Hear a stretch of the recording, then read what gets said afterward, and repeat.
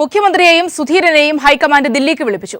നാളെയും മറ്റന്നാളും ചേരാനിരുന്ന KPCC ഉന്നതാധികാര സമിതി യോഗം മാറ്റിവെച്ചു. കൂടുതൽ വിവരങ്ങളുമായി സജേഷ് ചേരുന്നുണ്ട്. സജേഷ്, നിലവിലത്തെ ഒരു സാഹചര്യം, ഇരുവരും ദില്ലിയിലേക്ക് പോകുന്നു, ഇനി ഒരു പശ്ചാത്തലം, വിവരങ്ങൾ.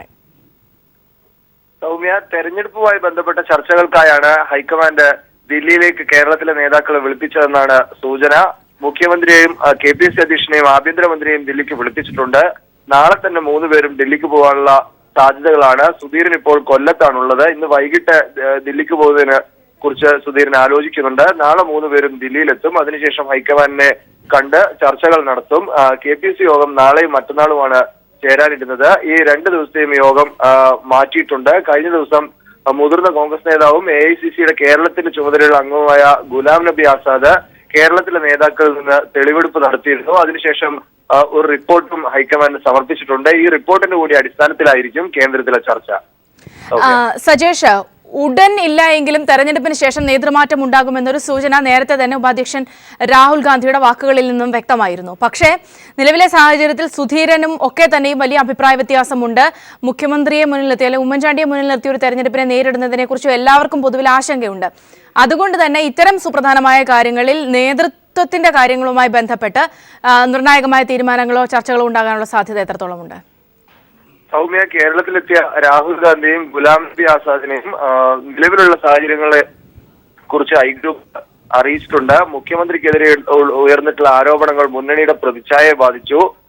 ഈ രീതിയിൽ മുന്നോട്ട് പോയാൽ കാര്യങ്ങൾ കുഴപ്പത്തിലാകും എന്ന പരാതി കൃത്യമായി അറിയിച്ചിട്ടുണ്ട്. എന്നാൽ തൽക്കാലം തെരഞ്ഞെടുപ്പ് വരെ ഒരു നേതൃമാറ്റം ചർച്ച ചെയ്യേണ്ടതില്ല എന്ന നിലപാട് ഹൈക്കമാൻഡ് തുറന്ന് കേരളത്തിലെ നേതാക്കളെ അറിയിക്കുകയും ചെയ്തിട്ടുണ്ട്.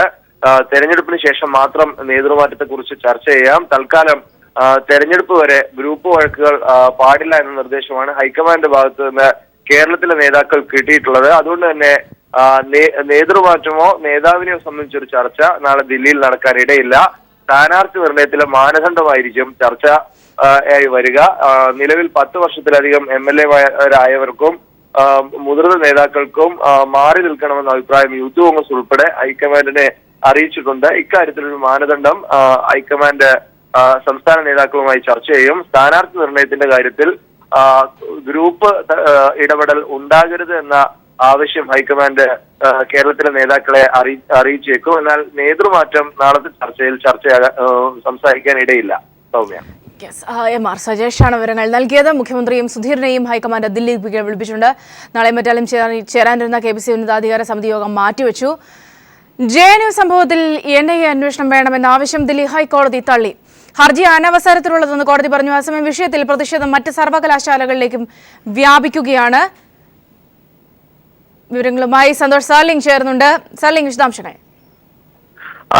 സൗമ്യ, JNU വിഷയത്തിൽ ദേശീയ തീവ്രവാദ വിരുദ്ധ സേന അന്വേഷണം ആവശ്യപ്പെട്ട ലക്നൌവിലെ ഒരു അഭിഭാഷകയാണ് സ്വകാര്യ ഹർജി നൽകിയത്. ഇക്കാര്യത്തിൽ വിശദമായ വാദം കേട്ട ഹൈക്കോടതി കേന്ദ്ര സർക്കാർ തീരുമാനമെടുക്കാത്ത സാഹചര്യം ചൂണ്ടിക്കാണിച്ചുകൊണ്ട് ഹർജിയെ തള്ളിയിരിക്കുകയാണ്. അതേസമയം ഈ വിഷയത്തിൽ പ്രധാനമന്ത്രി മറുപടി പറയണമെന്ന ഒരു ആവശ്യം ദില്ലിയിലെ നടന്ന സർവകക്ഷി യോഗത്തിൽ ഉയർന്നു വന്നിരിക്കുന്നു. പാർലമെന്റ് സമ്മേളനത്തിന് മുന്നോടിയായി പ്രധാനമന്ത്രി വിളിച്ചു ചേർത്ത സർവകക്ഷി യോഗത്തിലാണ് JNU വിഷയത്തിൽ പ്രധാനമന്ത്രി തന്നെ മറുപടി പറയണമെന്നും വിശദമായ അന്വേഷണം നടത്തണമെന്നും ആവശ്യപ്പെട്ടിരിക്കുന്നത്. JNU-ലാകട്ടെ വിദ്യാർത്ഥികളും അധ്യാപകരും തമ്മിലുള്ള ഒരു സംയുക്തമായി നടത്തുന്ന പണിപ്പ് മുടക്കി സമരം പുരോഗമിക്കുകയാണ്. നേരത്തെ ഈ വിഷയത്തിൽ അറസ്റ്റ് ചെയ്ത അഫ്സൽ ഗുരുവിനെ ഇപ്പോൾ ചോദ്യം ചെയ്യുന്നു. ഇയാൾ ഇതുവരെ കോടതിയിൽ ഹാജരാക്കിയിട്ടില്ല. അഫ്സൽ ഗുരു ദില്ലി പ്രസ് ക്ലബിൽ മുൻ ദില്ലി യൂണിവേഴ്സിറ്റി മുൻ പ്രൊഫസർ ഗീലാനിയുടെ അറസ്റ്റുമായി ബന്ധപ്പെട്ടുള്ള വിഷയത്തിൽ ഇയാളെ ഇതുവരെ കോടതിയിൽ ഹാജരാക്കിയിട്ടില്ല. അവരുടെ അഭിഭാഷകർ കോടതിയിൽ എത്തിയിട്ടുണ്ടെങ്കിൽ പോലും ഇയാളെ സംസാരിക്കാൻ പോലും അനുവദിക്കുന്നില്ല എന്നൊരു ആരോപണവും ഉയർന്നിട്ടുണ്ട്. ഗീലാനിയെ ഇന്ന് തന്നെ കോടതിയിൽ ഹാജരാക്കും എന്ന് അറിയിച്ചിട്ടുണ്ടെങ്കിൽ പോലും സമയവും വ്യക്തമല്ല. പട്യാല കോർട്ടിൽ ഗീലാനിയെ ഹാജരാക്കുമ്പോൾ കഴിഞ്ഞ ദിവസം നടന്നുപോലുള്ള സംഭവ വികാസങ്ങൾ ഉണ്ടാവുമോ എന്നൊരു ഭയവും വിദ്യാർത്ഥികളും അദ്ദേഹത്തിന്റെ സുഹൃത്തുക്കളും അഭിഭാഷകരും പങ്കുവയ്ക്കുന്നുണ്ട്. സൗമ്യ. സ്റ്റെർലിംഗാണ് വിവരങ്ങൾ നൽകിയത്. ദില്ലി സർവകലാശാല മുൻ പ്രൊഫസർ SAR ഗിലാനിയെ ദില്ലി പോലീസ് കസ്റ്റഡിയിലെടുത്തു. അഫ്സൽ ഗുരു അനുസ്മരണം സംഘടിപ്പിച്ചതിന്റെ പേരിലാണ് ഗിലാനിയെ കസ്റ്റഡിയിലെടുത്തത്. അതേസമയം JNU-വിലെ വിദ്യാർത്ഥികളുടെ പഠിപ്പുമുടക്കൽ സമരം 2ാം ദിവസത്തിലേക്ക് കടന്നു. പാർലമെന്റ് ആക്രമണ കേസിൽ വധശിക്ഷയ്ക്ക് വിധിക്കപ്പെട്ട അഫ്സൽ ഗുരുവിന്റെ അനുസ്മരണം ദില്ലി പ്രസ് ക്ലബ്ബിൽ സംഘടിപ്പിച്ചതിനാണ് പ്രൊഫസർ SR ഗിലാനിയെ അറസ്റ്റ് ചെയ്തത്. ഇന്നലെ രാത്രിയോടെയായിരുന്നു അറസ്റ്റ്. ഇന്ന് കോടതിയിൽ ഹാജരാക്കും. കസ്റ്റഡിയിലുള്ള ഗിലാനിയെ ദില്ലി പോലീസ് ചോദ്യം ചെയ്യുന്നു. പരിപാടിക്കിടെ പാക് അനുകൂല മുദ്രാവാക്യങ്ങൾ മുഴങ്ങിയെന്നും പോലീസ് ആരോപിക്കുന്നുണ്ട്. ഗിലാനിയുടെ മെയിലിൽ നിന്നാണ് പരിപാടി സംഘടിപ്പിക്കാൻ പ്രസ് ക്ലബിന് അപേക്ഷ സമർപ്പിച്ചതെന്നും പോലീസ് പറയുന്നു. നേരത്തെ JNUവിൽ അഫ്സൽ ഗുരു അനുസ്മരണം സംഘടിപ്പിച്ചെന്ന കുറ്റം ചുമത്തി വിദ്യാർത്ഥി യൂണിയൻ പ്രസിഡന്റ് കന്നയ്യകുമാറിനെ അറസ്റ്റ് ചെയ്തിരുന്നു. ഇതിന് പിന്നാലെയാണ് ഡൽഹി യൂണിവേഴ്സിറ്റിയിലെ പ്രൊഫസറിനെയും പിടികൂടിയിരിക്കുന്നത്.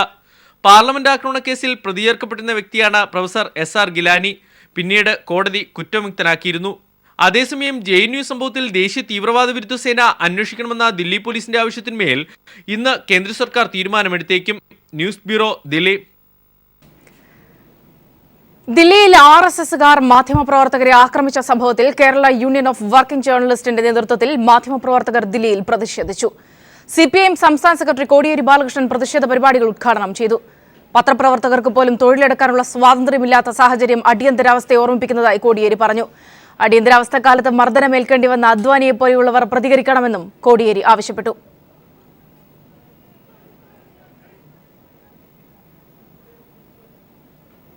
ഹെഡ്ലിയുടെ മൊഴിക്കെതിരെ ഗുജറാത്ത് മുൻ DGP RB ശ്രീകുമാർ.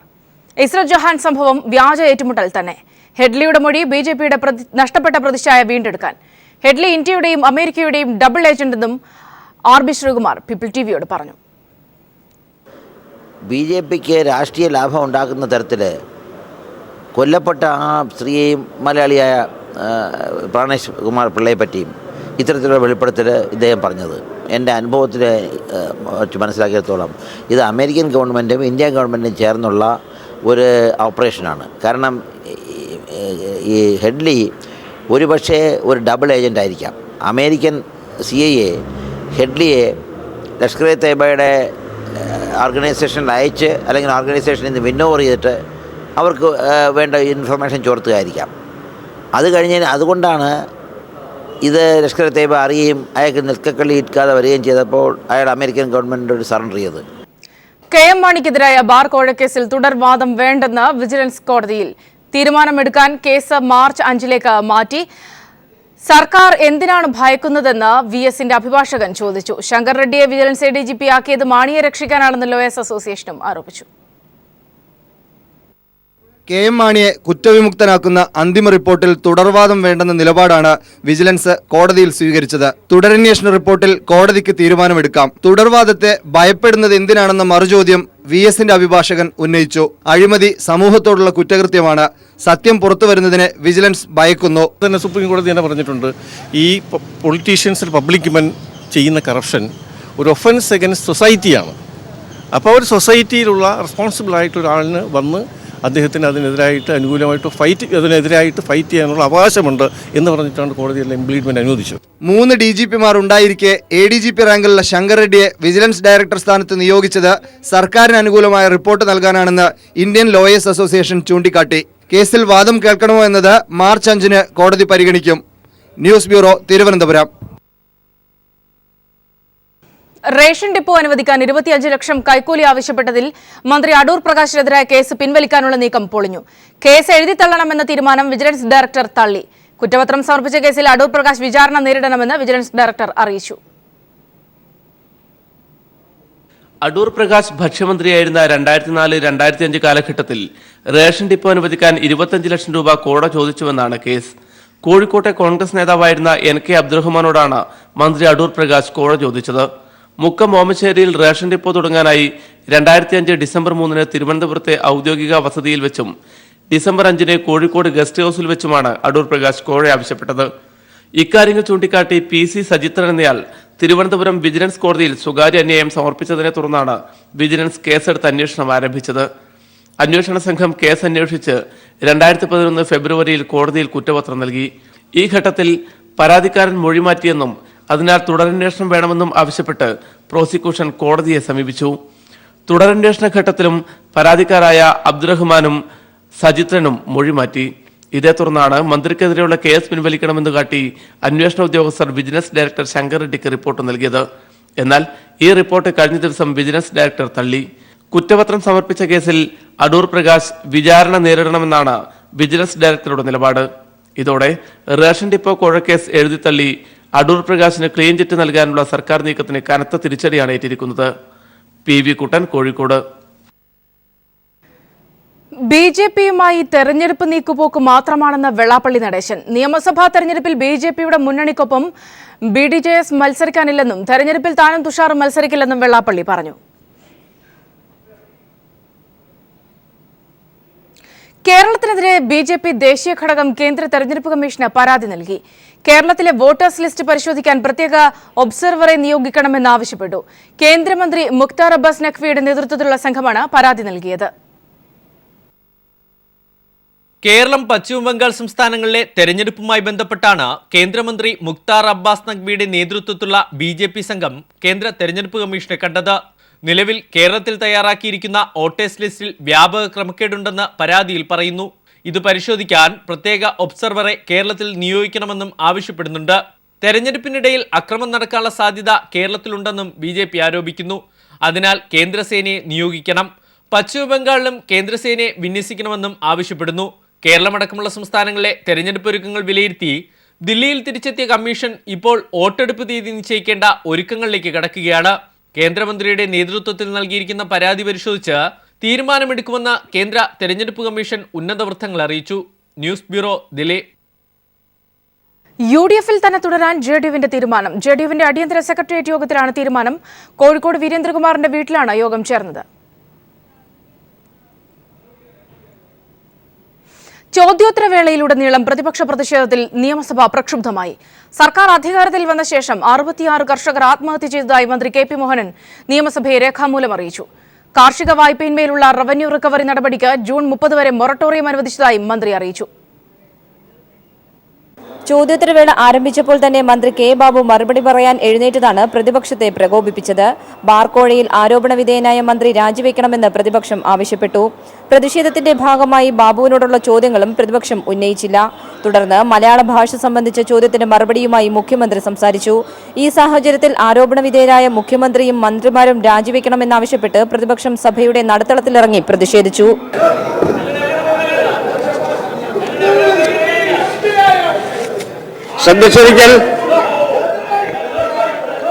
ഈ സർക്കാർ അധികാരത്തിൽ വന്ന ശേഷം 66 കർഷകർ സംസ്ഥാനത്ത് ആത്മഹത്യ ചെയ്തതായി മന്ത്രി KP മോഹനൻ സഭയെ രേഖാമൂലം അറിയിച്ചു.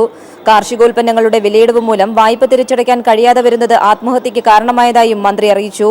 സർക്കാർ ഏജൻസികളും സഹകരണ ബാങ്കുകളും അനുവദിച്ചിട്ടുള്ള കാർഷിക വായ്പയിന്മേലുള്ള റവന്യൂ റിക്കവറി നടപടികൾക്ക് 15/2/2015 മുതൽ 30/6/2016 വരെ മൊറട്ടോറിയം അനുവദിച്ചതായും മന്ത്രി സഭയെ രേഖാമൂലം അറിയിച്ചു.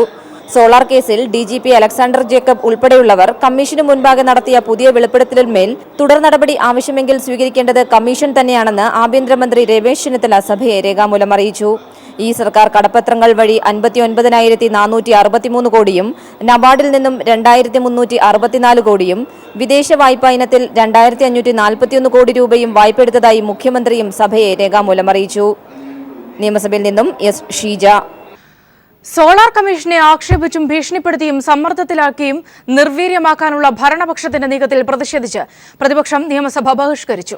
സോളാർ കമ്മീഷനെ പൊതുജന മധ്യത്തിൽ അവഹേളിക്കുന്ന വിഷയം ചർച്ച ചെയ്യണമെന്ന പ്രതിപക്ഷത്തിന്റെ അടിയന്തര പ്രമേയ നോട്ടീസിന് അനുമതി നിഷേധിച്ചതിനെതിരെയായിരുന്നു പ്രതിപക്ഷം സഭ ബഹിഷ്കരിച്ചത്. തൊഴിൽ വകുപ്പ് മന്ത്രി ഷിബു ബേബി ജോണും മുഖ്യമന്ത്രി ഉൾപ്പെടെയുള്ള മന്ത്രിമാരുടെ അഭിഭാഷകരും ചേർന്ന് സോളാർ കമ്മീഷനെതിരെ പൊതുജനമധ്യത്തിലും മാധ്യമങ്ങൾക്ക് മുന്നിലും അതിരുവിട്ട ആക്ഷേപങ്ങളും വിരട്ടലുകളും നടത്തുന്നു. ഇത് കമ്മീഷന്റെ സുഗമമായ പ്രവർത്തനത്തെ തടസ്സപ്പെടുത്തുന്നതാണ്. കമ്മീഷനെ സമ്മർദ്ദത്തിലാക്കിക്കൊണ്ടിരിക്കുന്ന ഈ സ്ഥിതിവിശേഷം ചർച്ച ചെയ്യണമെന്നാവശ്യപ്പെട്ട മാത്യു ടി തോമസാണ് അടിയന്തര പ്രമേയ നോട്ടീസ് നൽകിയത്. ജുഡീഷ്യൽ കമ്മീഷനെ കുറിച്ചുള്ള വിഷയം ചർച്ച ചെയ്യേണ്ടതില്ലെന്ന് സ്പീക്കർ പറഞ്ഞു. കമ്മീഷന് എന്തെങ്കിലും ബുദ്ധിമുട്ടുണ്ടായിട്ടുണ്ടെങ്കിൽ അതിൽ ആവശ്യമായ നടപടി സ്വീകരിക്കാൻ കമ്മീഷന് തന്നെ അധികാരമുണ്ടെന്നും അതിനാൽ അടിയന്തര പ്രമേയ അനുമതി നിഷേധിക്കുകയാണെന്നും സ്പീക്കർ വ്യക്തമാക്കി. എന്നാൽ കമ്മീഷനെ കുറിച്ചല്ല നോട്ടീസ് നൽകിയത്, മറിച്ച് മന്ത്രി ഷിബു ബേബി ജോൺ കമ്മീഷനെതിരായി നടത്തിയ വില കുറഞ്ഞ പരാമർശം അതാണ് ചർച്ച ചെയ്യേണ്ടതെന്ന് മാത്യു ടി തോമസ് ആവശ്യപ്പെട്ടു. സഭയിൽ നോട്ടീസ് അവതരിപ്പിക്കാൻ അനുവദിക്കാത്തതിനെ തുടർന്ന് മീഡിയ റൂമിൽ മാത്യു ടി തോമസ് അടിയന്തര പ്രമേയ നോട്ടീസ് അവതരിപ്പിച്ചു. പക്ഷേ സ്പീക്കർ അടിയന്തര പ്രമേയം അനുവദിക്കില്ലെന്ന കടുത്ത നിലപാട് സ്വീകരിച്ചതോടെ പ്രതിപക്ഷം മുദ്രാവാക്യം വിളികളുമായി സഭയുടെ നടുത്തളത്തിലിറങ്ങി ബഹളം വെച്ചു. തുടർന്ന് സ്പീക്കർ സഭ താൽക്കാലികമായി നിർത്തി. 50 മിനിറ്റിനു ശേഷം സ്പീക്കർ സഭ പുനരാരംഭിച്ചപ്പോൾ C. ദിവാകരൻ വീണ്ടും അടിയന്തര പ്രമേയ വിഷയം ഉന്നയിക്കാൻ ശ്രമിച്ചു. അടിയന്തര പ്രമേയം നിഷേധിച്ച് ശ്രദ്ധ ക്ഷണിക്കലിലേക്ക് കടന്നുവന്ന സ്പീക്കർ പറഞ്ഞു. പ്രതിപക്ഷത്തിന്റെ അവകാശങ്ങൾ സ്പീക്കർ ലംഘിക്കുകയാണെന്നും ഭരണപക്ഷത്തിന് സ്പീക്കർ കൂട്ടുനിൽക്കുകയാണെന്നും പറഞ്ഞ് പ്രതിപക്ഷം നിയമസഭ ബഹിഷ്കരിക്കുകയായിരുന്നു. Sunil Arumanoor, news bureau, Thiruvananthapuram. ഹൈക്കോടതി ജഡ്ജിക്കെതിരെയുള്ള പരാമർശത്തിൽ മന്ത്രി കെ.സി. ജോസഫ് നിരുപാധികം മാപ്പ് പറഞ്ഞു. ഫേസ്ബുക്ക് പോസ്റ്റ് ഇട്ടത് മനഃപൂർവ്വമല്ല, അറിയാതെ പറ്റിയ പിഴവാണെന്നും തെറ്റ് മനസ്സിലാക്കിയ ഉടൻ പോസ്റ്റ് പിൻവലിച്ചുവെന്നും സത്യവാങ്മൂലത്തിലൂടെ കെ.സി. ജോസഫ് അറിയിച്ചു. നിയമസഭയുള്ളതിനാൽ നേരിട്ട് ഹാജരാകാനാകില്ലെന്നും മന്ത്രി അറിയിച്ചിട്ടുണ്ട്. ജസ്റ്റിസ് അലക്സാണ്ടർ തോമസിനെതിരെ ചായത്തൊട്ടിൽ വീണ കുറുക്കൻ എന്ന മന്ത്രിയുടെ പരാമർശമാണ് ക്രിമിനൽ കോടതി അലക്ഷ്യമായി കോടതി കണ്ടെത്തിയത്. കുറ്റപത്രം നൽകുന്നതിന് മന്ത്രിയോട് ഇന്ന് നേരിട്ട് ഹാജരാകാനും കോടതി നിർദ്ദേശിച്ചിരുന്നു. കണ്ണൂരിൽ RSS പ്രവർത്തകൻ വെട്ടേറ്റ് മരിച്ചു. ആരോളി ആസാദ് കോളനിയിലെ സുജിത്താണ് കൊല്ലപ്പെട്ടത്. സംഭവത്തിൽ രാഷ്ട്രീയ ബന്ധമില്ലെന്ന് പോലീസ് അറിയിച്ചു. കണ്ണൂർ പാപ്പനശ്ശേരിയിൽ BJP പ്രവർത്തകൻ വെട്ടേറ്റു മരിച്ച സംഭവത്തിൽ CPM-ന് ബന്ധമില്ലെന്ന് കോടിയേരി ബാലകൃഷ്ണൻ. പെൺകുട്ടിയെ ശല്യപ്പെടുത്തിയതുമായി ബന്ധപ്പെട്ട തർക്കമാണ് കൊലപാതകത്തിൽ കലാശിച്ചതെന്നും കോടിയേരി പറഞ്ഞു. അത് രാഷ്ട്രീയമായി ബന്ധപ്പെട്ട ഒരു സംഭവം അതിനകത്തില്ല. ഞങ്ങൾക്കതിൻ്റെ കാര്യങ്ങൾ അന്വേഷിച്ചൊക്കെ മനസ്സിലായത് അവിടെ ഉണ്ടായിരുന്ന ഒരു പ്രാദേശികമായിട്ടുള്ള ഒരു പെൺകുട്ടിയെ ഉപദ്രവിച്ചതുമായി ബന്ധപ്പെട്ട നാട്ടുകാർ തമ്മിലുള്ള തർക്കമാണ്. ആ തർക്കമാണ് ഇങ്ങനൊരു നിലയിലേക്ക് ചെന്നെത്തിയിട്ടുള്ളത്. CPM-ന് ആ സംഭവമായിട്ട് യാതൊരു ബന്ധവുമില്ല. പാപ്പിനിശ്ശേരിയിലെ RSS പ്രവർത്തകന്റെ കൊലപാതകത്തിൽ CPM-ന് പങ്കില്ലെന്ന് MV ജയരാജനും പറഞ്ഞു. സംഭവവുമായി ബന്ധപ്പെട്ട് RSS നടത്തുന്നത് കള്ളപ്രചരണമാണെന്നും സംഭവം പെൺകുട്ടിയെ അപമാനിച്ചതുമായി ബന്ധപ്പെട്ട പ്രശ്നത്തെ തുടർന്നാണെന്നും ജയരാജൻ പറഞ്ഞു. രാഷ്ട്രീയമായ ഒരു കൊലപാതകമല്ല, ഒരു പെൺകുട്ടിയെ അപമാനിച്ച സംഭവവുമായി ബന്ധപ്പെട്ടുകൊണ്ട് തുടർന്നുണ്ടായ സംഘർഷത്തിൻ്റെ ഭാഗമായിട്ടാണ് ഈ മരണം സംഭവിച്ചത്. ദൗർഭാഗ്യകരമാണ്. യഥാർത്ഥ കുറ്റവാളികളെ കണ്ടെത്തുക എന്നുള്ളതാണ് പോലീസ് ചെയ്യേണ്ടത്. പോലീസ് അന്വേഷണം സത്യസന്ധമായി നടത്തണം എന്നാണ് ഞങ്ങൾക്ക് പറയാനുള്ളത്. കാഞ്ഞങ്ങാട് അജാനൂർ തീരദേശ മേഖലയിൽ സംഘർഷത്തിന് അയവ് വന്നു. സമാധാനം പുനഃസ്ഥാപിക്കാൻ എല്ലാവരും സഹകരിക്കണമെന്ന് ജില്ലാ പോലീസ് മേധാവി ഡോക്ടർ ശ്രീനിവാസന്റെ അധ്യക്ഷതയിൽ ചേർന്ന സർവകക്ഷി യോഗം അഭ്യർത്ഥിച്ചു. കഴിഞ്ഞ ദിവസം CPM BJP പ്രവർത്തകർ തമ്മിലുണ്ടായ സംഘർഷത്തിൽ 4 പേർക്ക് വെട്ടേൽക്കുകയും നിരവധി വീടുകൾ തകരുകയും ചെയ്തിരുന്നു. CPM പ്രവർത്തകരെ BJP-ക്കാർ പ്രകോപനമൊന്നുമില്ലാതെ ആക്രമിച്ചതിനെ തുടർന്നാണ് ഒരു ഇടവേളയ്ക്ക് ശേഷം കാഞ്ഞങ്ങാട് അജാനൂർ തീരപ്രദേശത്ത് വീണ്ടും സംഘർഷമുണ്ടായത്. CPM പ്രവർത്തകൻ ഇട്ടമ്മൽ സ്വദേശി ബിജീഷിന് BJP പ്രവർത്തകരുടെ വെട്ടേറ്റതിനെ തുടർന്നാണ് സംഘർഷത്തിന് തുടക്കം.